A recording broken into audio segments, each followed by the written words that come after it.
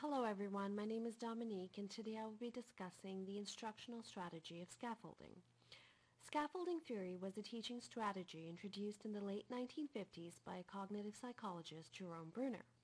The theory was first introduced to describe a child's language acquisition. Instructional scaffolding is a provision of sufficient support to promote learning when concepts and skills are first being introduced to students. These supports may include resources, a compelling task, or templates and guides. So teachers help the students master a task or a concept by providing support.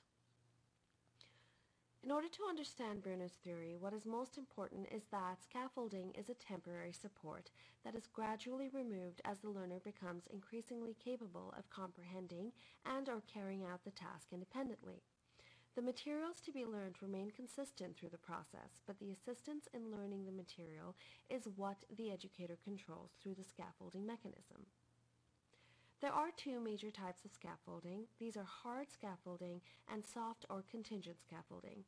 The major difference is that hard scaffolding is where the educator predetermines the assistance that they will be providing their students, whereas soft or contingent scaffolding is based on the learner's individual needs. Scaffolding has many advantages. Motivation and efficiency are the primary advantages of scaffolding, as the students are driven to develop their skill through positive reinforcement. The scaffolds enable the students to constantly see their own improvements in their ability. As the scaffolds are removed and their level of skill increases, there is a sense of accomplishment and independence that motivate learners to keep improving. Other advantages of scaffolding is that the provision of step-by-step instruction by the educator allows the student to have a clarity in what the expectations are, so the educator's assessment of their skill level is made quite clear from the onset of the task. There are, however, limitations to scaffolding. Chief among them is when the classroom size is large or if students in the class have various needs.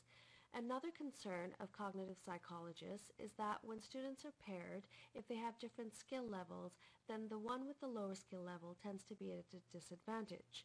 One of the recommendations made by such psychologists is that students of different perspectives are put together so that the conflicts that arise would enable them to think constructively at higher levels. The teachers offer levels of both verbal and nonverbal demonstration and direction as the student observes, mimics, and shares the task. With increased understanding and control, the student needs less assistance. The teacher's level and type of support will therefore change over time from directive to suggestion to encouragement and then finally to observation. Optimum scaffolds adapt to the learner's tempo, moving from other regulation to self-regulation. So the learner eventually provides self-scaffolding through internal thought. Within these scaffolding events, teaching and learning, inseparable components, emphasize both the student's personal construction of the skill and the adult's contribution to the student's developing understanding of the skill. The learner contributes to what she can, and the adult contributes to what they can do to sustain the task. So the educator's role in scaffolding is that of an expert, engaging the learner's attention, calibrating the task, motivating the student, identifying relevant task features, controlling for frustration, and demonstrating as needed. So the scaffolds provided by the educator never change the nature or difficulty of the task. Rather, the scaffolds provided allow the students to successfully complete the task. Scaffolding techniques should therefore be considered fundamental to good, solid teaching for all students, not just those with learning disabilities or second language learners.